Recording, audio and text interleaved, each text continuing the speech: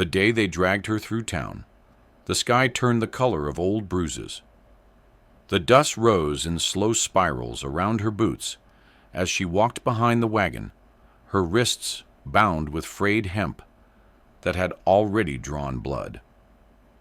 The rope bit into her skin with every jolt of the wheels, and she did not wipe the sweat from her brow. She would not give them that. Not the men who spat as she passed. Not the women who pulled their children close and whispered which like a curse. Her name was Mariah Kane, and she was 23 years old. And she had bought the Grissom farm for $17 and a handshake with a banker who laughed when she signed the deed. The laughter had spread like wildfire. A woman, alone, buying that place. The Grissom farm sat 3 miles northwest of Salvation Ridge, a town that clung to the edge of the Oklahoma Territory like a tick on a dying dog. The farm had stood empty for 6 years, ever since Silas Grissom had taken his rifle into the barn and painted the walls with his own despair. His wife had left in the night. The land had gone sour, they said, cursed. The well had run dry. The crops turned black in the ground. No one wanted it except Mariah. She had arrived in Salvation Ridge 4 weeks prior, stepping off the stage with a canvas satchel and a jaw set like iron. She did not speak of where she came from, did not explain the bruises yellowing on her collarbone, did not answer when the saloon girls asked if she had a husband. The banker, Horace Trimble, had looked her up and down, with eyes that lingered too long. "Work?" he'd said. "For a woman?" She had not flinched. "I can read and write, keep books, mend and cook." Trimble had leaned back in his chair. "What we don't got is anyone fool enough to buy the Grissom place." He'd grinned. "You got $17, girl? I'll sell it outright." The other men had laughed. Mariah had placed $17 on the desk. Money earned in 3 different towns, hidden in her hem and boot sole. Money she'd bled for. She had signed the deed with a steady hand. Mariah Kane, owner. The whispers had started that same day. She must be desperate, touched. Something worse. 3 days after she moved into the sagging farmhouse, the Brennan boy went missing. Young Timothy, aged 9, had vanished from the general store. Search parties combed the hills, calling until their voices went hoarse. They found him 2 days later, wandering near Mariah's property line, mud-caked and fever-dreaming. Speaking of the lady in the ground, and the door that breathes. The boy's mother had pointed at Mariah with a trembling finger. She did something to him. She's got the devil in her. The men came at dawn with torches and rope. Now she walked behind their wagon, bound and bleeding, toward the town square where a wooden post waited with her name already carved into it. Mariah Kane, witch.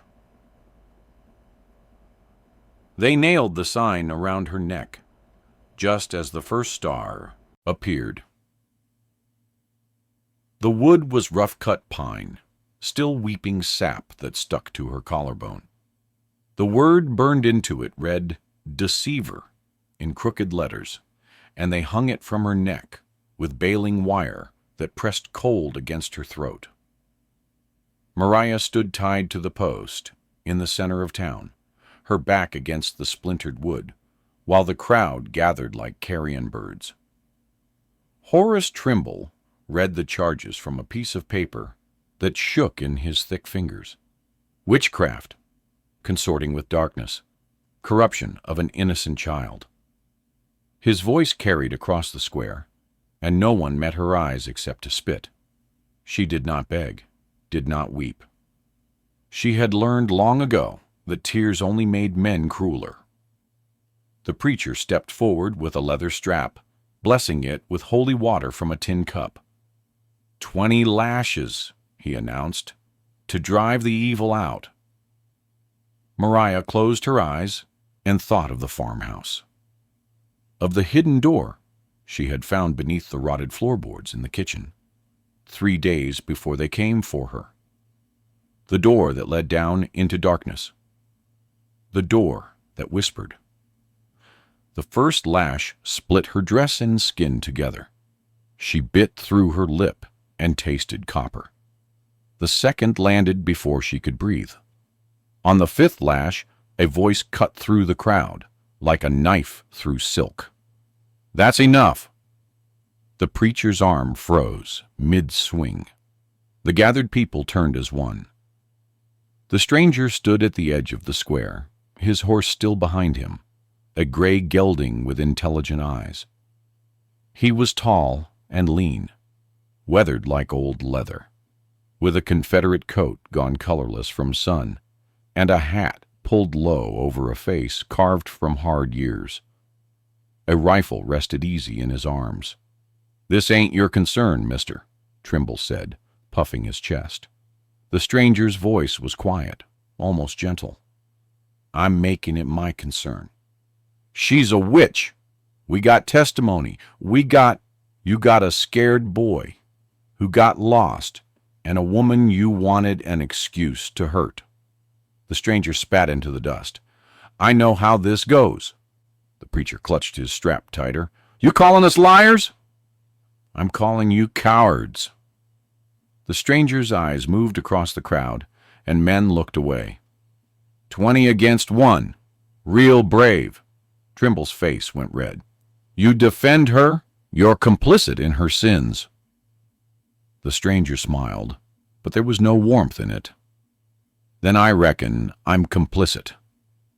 He walked forward, boots crunching in the dry earth, and no one moved to stop him. Something in his walk, something in the way his hand rested near his belt, spoke of violence held on a loose leash. He reached Mariah and cut the ropes with a knife that appeared and disappeared like magic. The sign stayed around her neck. "Can you ride?" he asked her softly. Mariah nodded, though her legs shook and blood ran warm down her back. "Then let's go."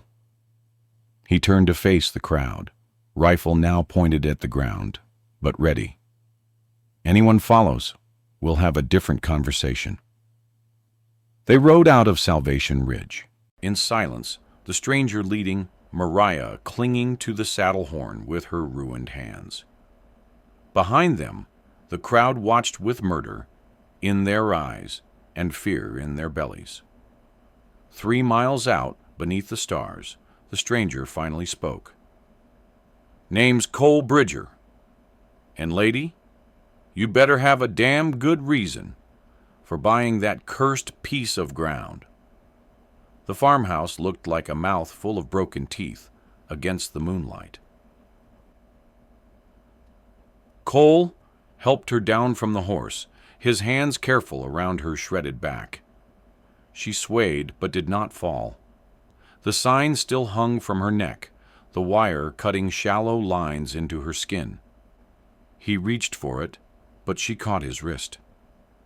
"Leave it," she whispered. "I'll burn it myself." He nodded and stepped back. The house groaned as they entered, floorboards singing beneath their weight. Mariah lit a lamp with trembling fingers, and the light pushed shadows into the corners where they waited like living things. The kitchen was bare, except for a table with 3 legs and her bedroll in the corner. Dust covered everything like a shroud. Cole stood in the doorway, watchful. "You gonna tell me why?" "Why what?" "Why you bought a dead man's farm. Why you stayed when they turned on you." His voice was rough but not unkind. "Why you didn't run." Mariah set the lamp on the table. Her dress stuck to her wounds, fabric and blood woven together. She reached up and unwound the wire from her neck, let the sign clatter to the floor, then lifted her boot and brought her heel down on it. The wood cracked. She did it again and again. until it was splinters and ash and meaningless. "Because of what's under this house," she said. Cole's hand drifted toward his rifle. "What's under it?"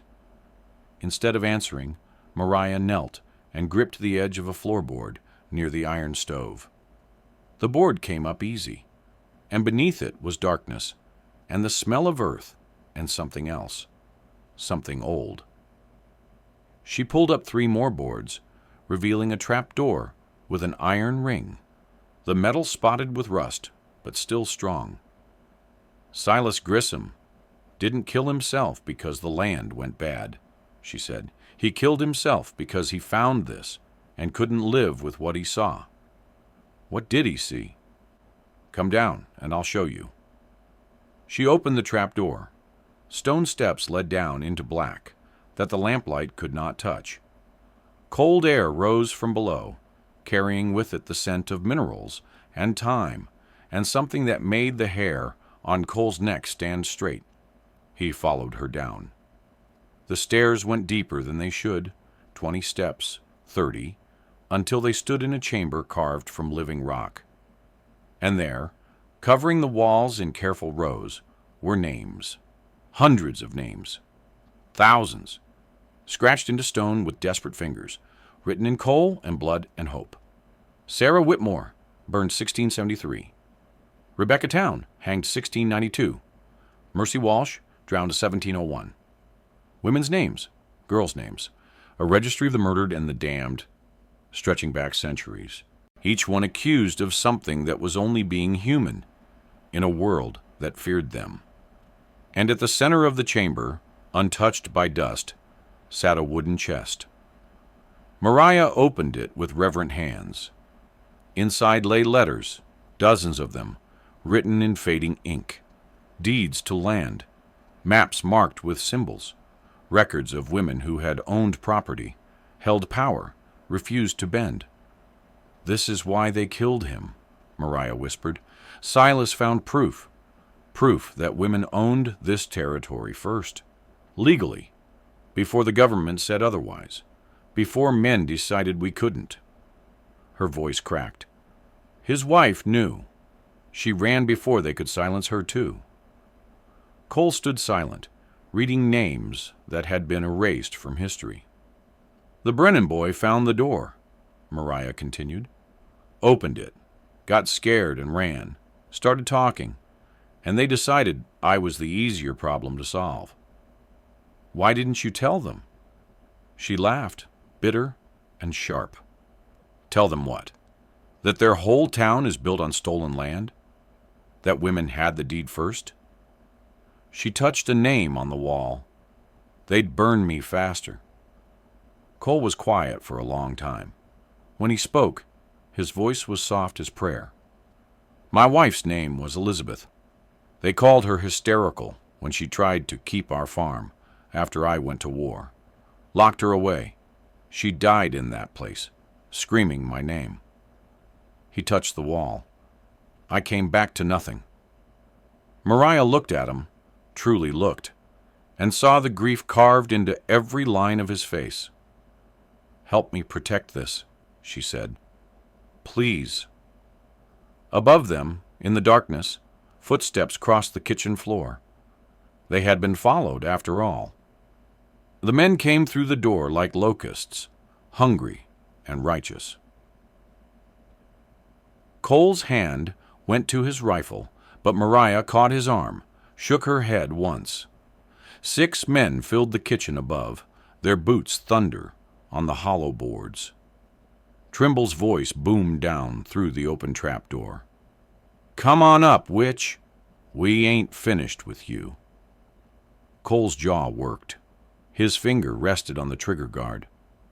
Mariah could see the war in his eyes, the mathematics of violence. 6 against 2 in close quarters. She touched his cheek, gentle as rain, and mouthed the word, "Wait." They climbed the stairs into lamplight and leveled rifles. Trimble stood with the preacher and 4 ranch hands, men with rope-scarred palms and eyes empty of mercy. The banker grinned wide. Thought you could hide down there? Thought your devil's hole would save you?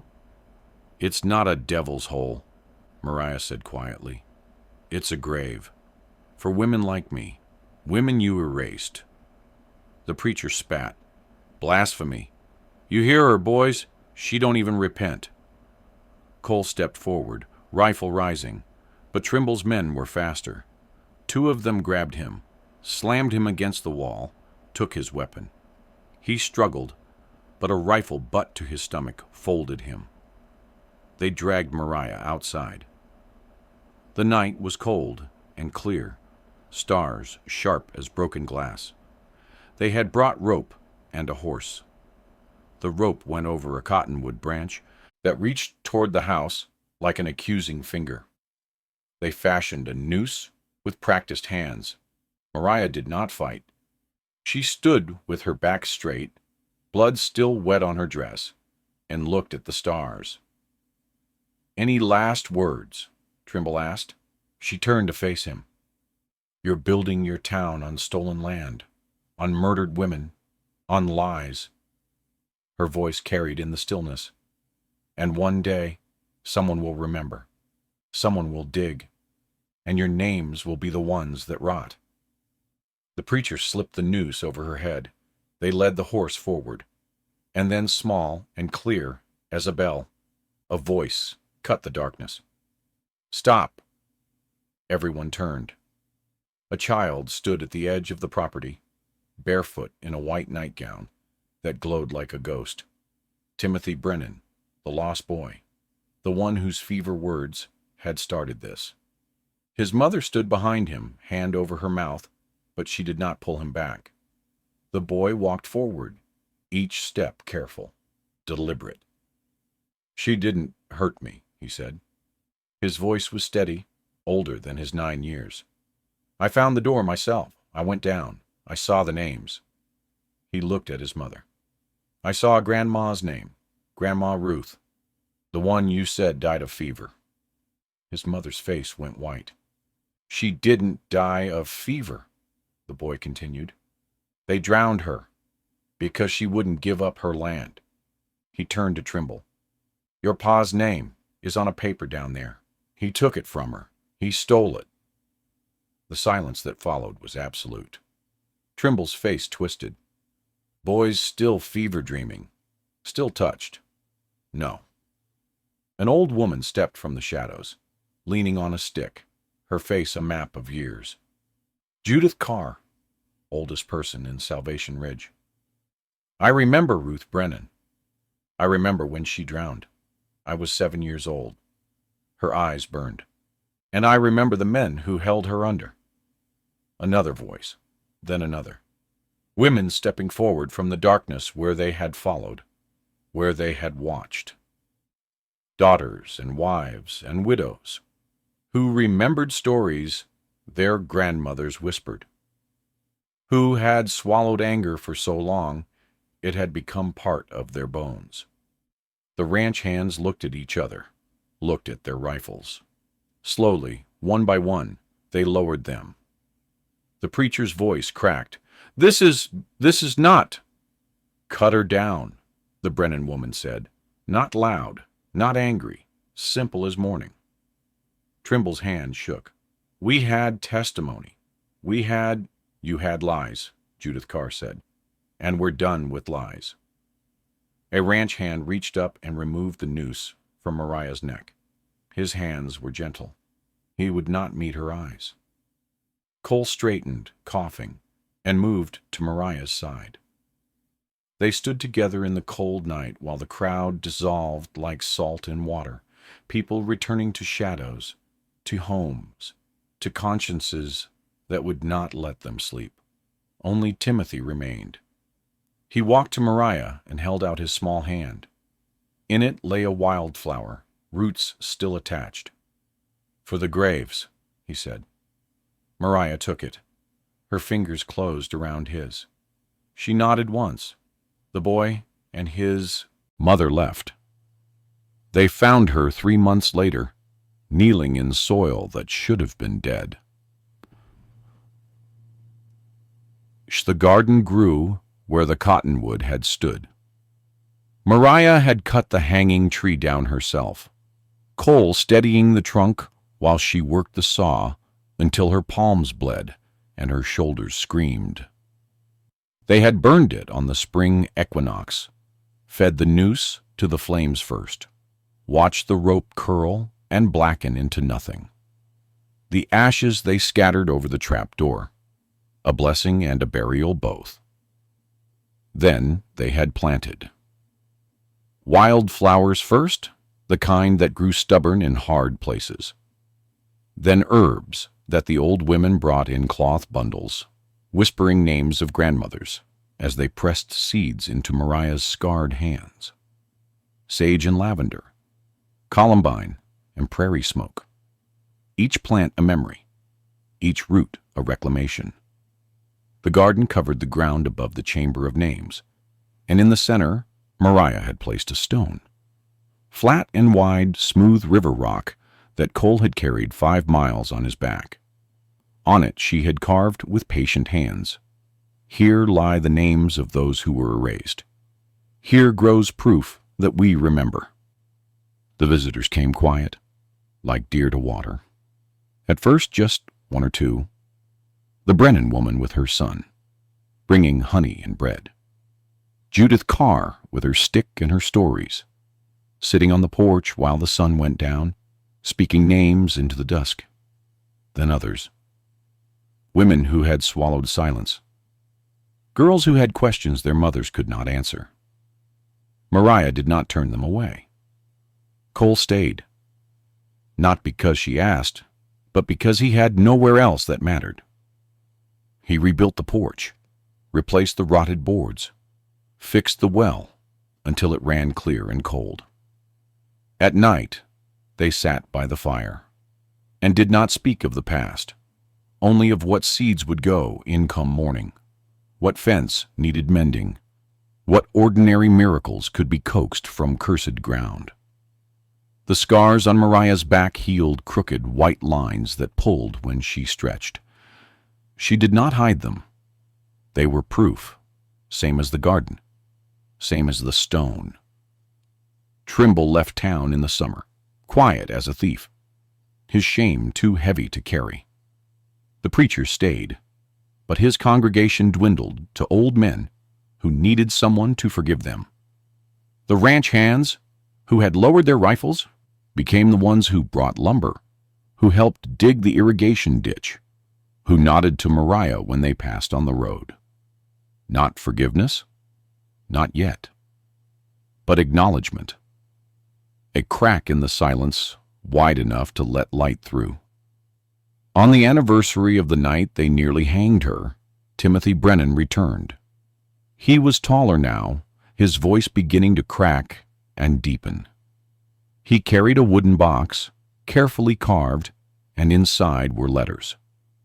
Letters he had copied from the chamber below, every word transcribed in careful script, sealed and addressed to the territorial governor, to newspapers in 5 cities, to anyone who might listen. "Mama helped," he said, shy and proud together. "She says the truth don't care if it's convenient." Mariah held the box like it was made of light. "You did this?" "We all did. Lots of us. The women, mostly." He looked at the garden, at the flowers moving in wind that smelled of rain and growing things. "Grandma Ruth should have had this, should have been able to keep what was hers." "She can't," Mariah said softly. "But you can help make sure it don't happen again." The boy nodded, solemn as an oath. After he left, Cole found Mariah standing in the garden, barefoot in the soil, her face turned toward the sky. The wire scars on her neck had faded to thin silver lines. The sign was ash and memory, but she still carried the weight of what had almost been. "You all right?" he asked. She did not answer right away. A hawk circled overhead, lazy and free. The herbs released their scent into the evening air. Somewhere in the distance, a coyote sang. "I bought junk," she finally said. "That's what they told me. That's what they laughed about." She looked at him, and her eyes were clear. But under the junk was the truth, and under the truth were the names, and the names grew into this. She gestured at the garden, at the stone, at the farmhouse standing solid against the sky. "So no, I'm not all right. I'm scarred and angry and tired." She smiled then, small and hard-won. "But I'm here, we're here, and that's enough for today." Cole took her hand. Her palm was rough with calluses, and marked with rope burn that would never fully fade. He pressed his lips to her knuckles, gentle as prayer. They stood together while the stars came out, one by one, naming the darkness. The garden grew. They say, if you listen close on certain nights, you can hear the women singing up from the stone. They say the land remembers what men forget. They say Mariah Kane bought a cursed farm for $17 and found beneath it the deed to her own salvation. They say a lot of things in Salvation Ridge now. Some of them are even true.